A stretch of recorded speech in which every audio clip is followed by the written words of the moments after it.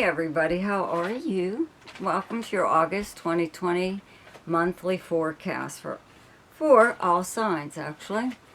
I don't know about you guys, but Mercury retrograde is doing a real number on me. So I'm doing this while Mercury is still retrograde.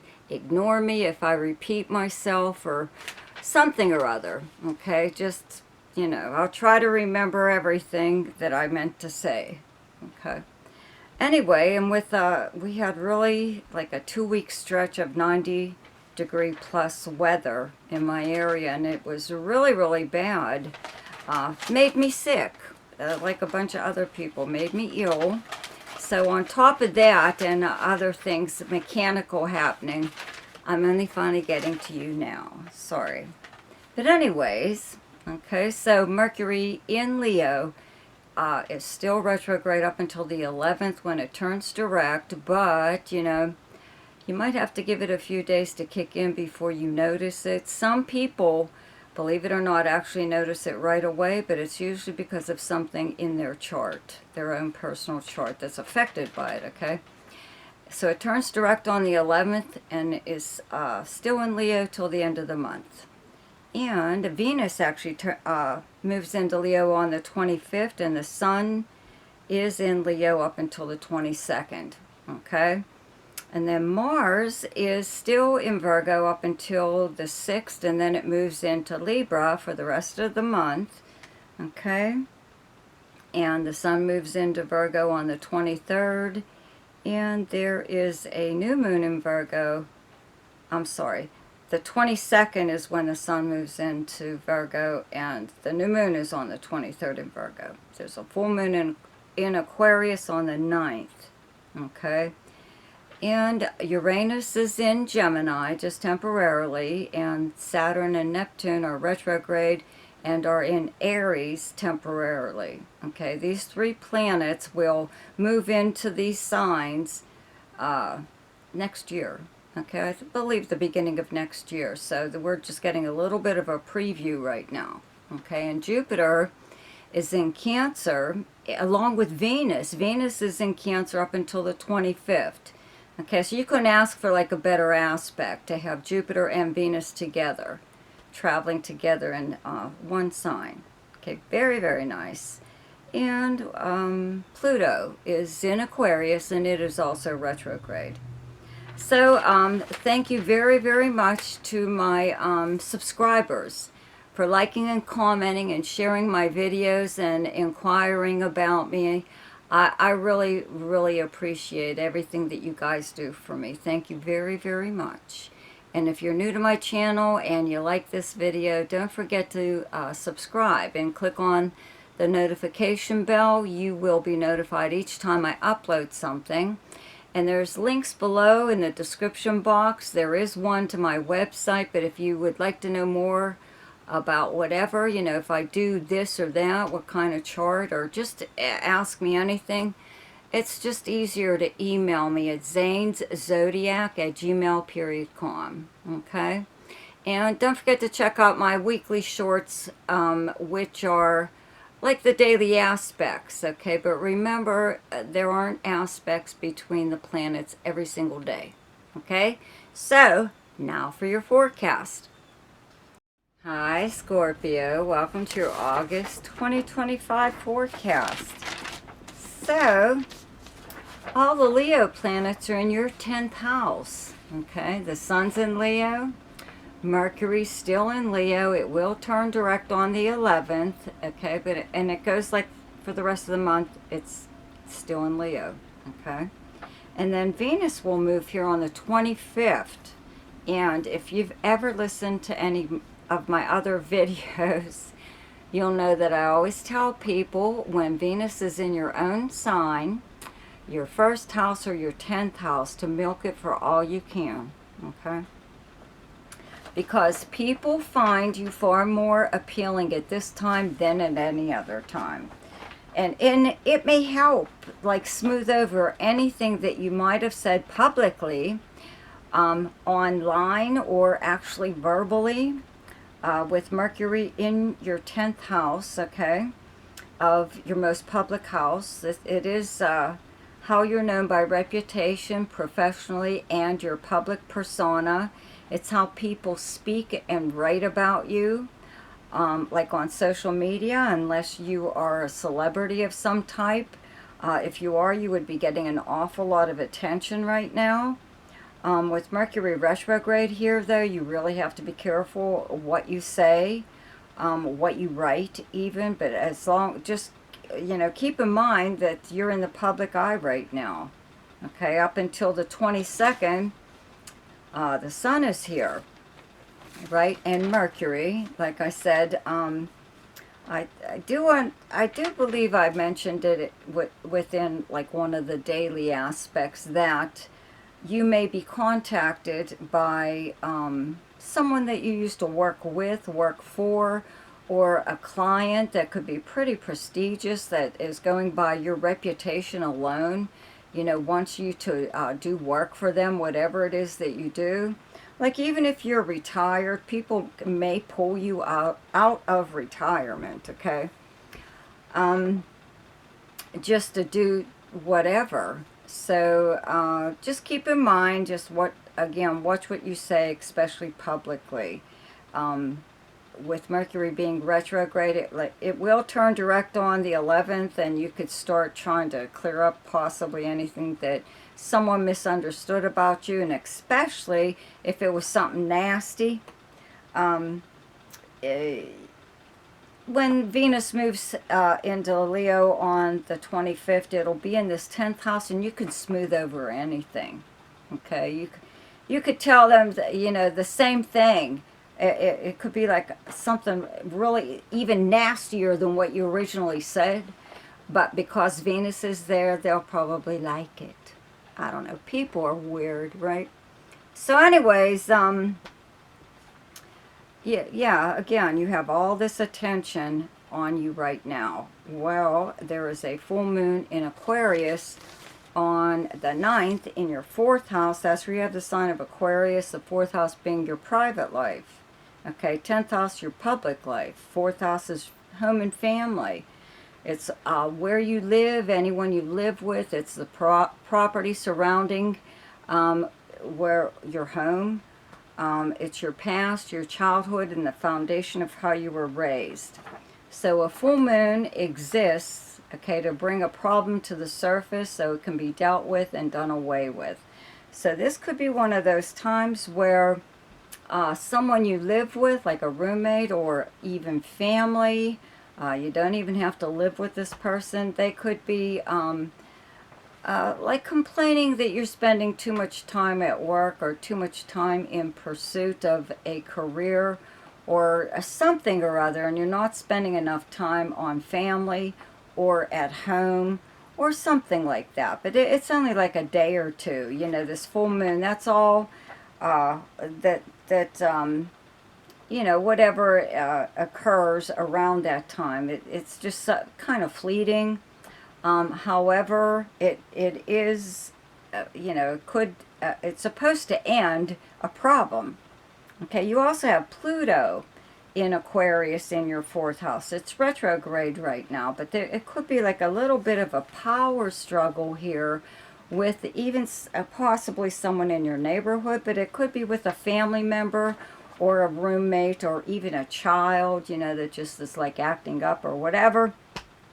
But anyway, and really it could just be something like a very minor crisis happens at home or in your personal life, and you just have to like leave work or stop whatever you're doing and go home to take care of it, and that's it.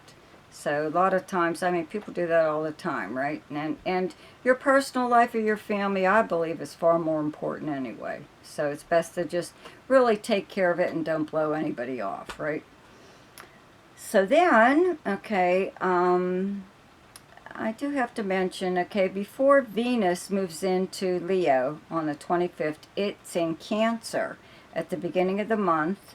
Okay, up until the 25th, along with Jupiter. Jupiter's in Cancer for a year, right? And all this is happening in your 9th house where you have the sign of Cancer. The 9th house being the house of foreign travel or long distance travel and contact with foreigners or foreign languages. People who speak a different language, come from another part of the world, have a different cultural background or even educational background, religious and spiritual beliefs, whatever. You know, with Jupiter here, you know, this is the sign of the teacher too. The ninth house is ruled by Sagittarius, and they're governed by, they're teachers. That's the one of the many things. Okay, if you ever watch the Harry Potter movies, the centaurs are the teachers in there. So, anyways, when Jupiter is in your ninth house, it is the natural ruler of the ninth house, and it brings about wanderlust. Okay, this is the house of adventure. Also higher learning, legal matters, stuff like that, you know, media and publishing. If you are into getting your own, let's say, podcast or YouTube channel, this would be the time to do that. Or if you, usually though, you know, people try to go after that dream trip, that dream vacation, or wanting to visit a place they've always wanted to see. And with Jupiter here, you just might do that. Okay, you may notice, even if you don't go anywhere, that you do have an awful lot of contact with people who are from a different part of the world, or who are traveling, or something with the travel field. You know, maybe you'll even just read books that take you to other parts of the world. Or even learn something on your own. And because this is the house of, like, your opinions, your philosophy on life, your spiritual and religious beliefs, okay, that will probably change. Your views might change a little bit, or an add-on, you know, to whatever you currently believe as far as spirituality goes and your religious beliefs. But you could, you know, start tuning into somebody or other, let's say like on YouTube, that becomes kind of like your personal guru in a way. Or you yourself could be the guru to someone else, okay? Just depends on, you know, whatever it is that you're into, and do you want followers, and do you feel like having the responsibility of doing something like this, whatever, blah, blah, blah. Okay, it's all up to you. And because planets are in your 10th house right now of your career, it's a good idea to, like, really think about it. You may have, like, the opportunity to do just that. With Venus here at the same time, Jupiter and Venus together, it brings really, really nice, pleasant times, but also good fortune. Jupiter is the planet of good fortune. So this is where your good fortune lies for like the next year. Okay, and with Venus here right now, it should already be starting actually. I would make contact with people in a field that I liked, you know, that I was interested in. I would go on social media if I wasn't able to actually travel, to meet people who are live in a different area. They don't have to live in another country, but it's just nice to learn about different places, like expanding out, you know, and making contact with people, even joining groups, let's say like, you know, on some of the social media platforms. You know, you could probably end up meeting somebody really beneficial to your life in some way or other. That's what Jupiter brings, good people into your life, hopefully, right? Let's see. So then, okay, the sun moves into Virgo, and your 11th house. That's where you have the sign of Virgo. On the 22nd, on the 23rd, there's a new moon in Virgo. Okay, and Mars is still here up until the 6th, and then it moves into Libra on the 6th. So Mars has been in Virgo since last month. 11th house is your most sociable house. This is where your friends and acquaintances lie, okay? And this is socializing in person or online, and any group or organization that you belong to. and the house of dreams, hopes, and wishes. So having Mars here energized you to like feel like getting out and either seeing your friends that you haven't seen for a while or just meeting new people.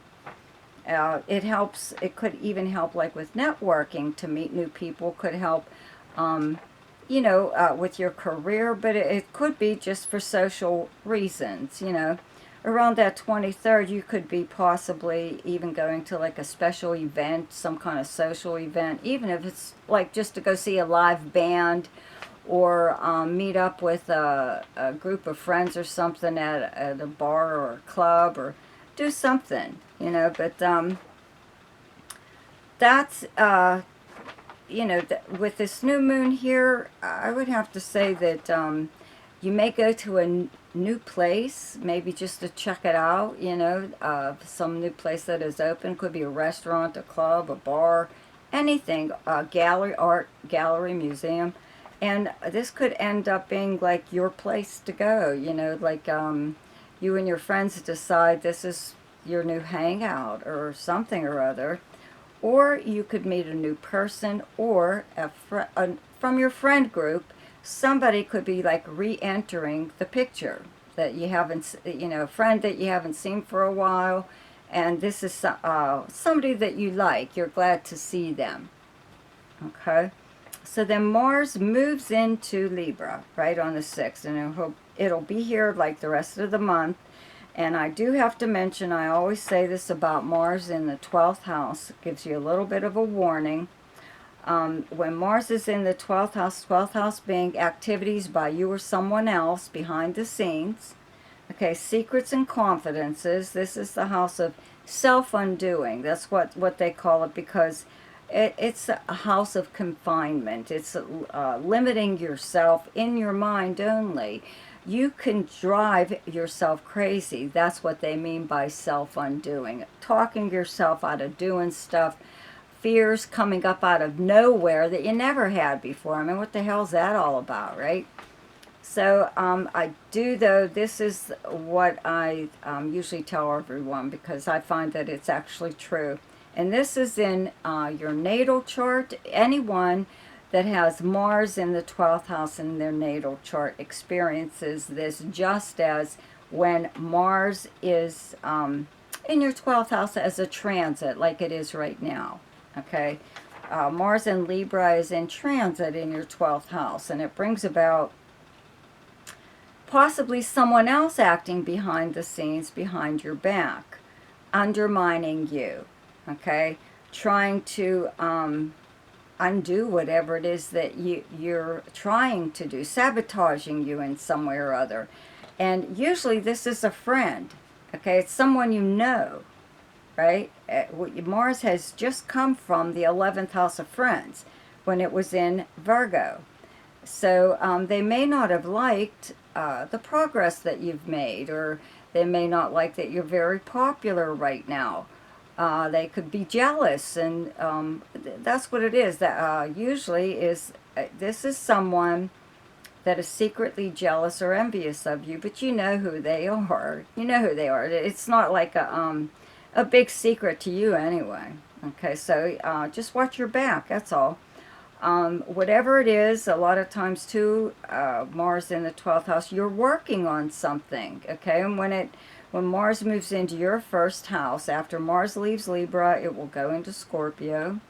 You may present whatever it is you've been working on to the world, you know, or you are just deciding, making decisions, making moves, some of it in stealth, you know, but some of it very strategic. You are looking out for yourself. You're watching your own ass, which is what you're supposed to do, right?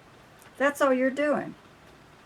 So, you know, why would you broadcast that to anyone? So if you are doing something like that, you would just naturally keep that to yourself. And when Mars moves into your first house, you'll implement any of the changes you were planning on making. Okay?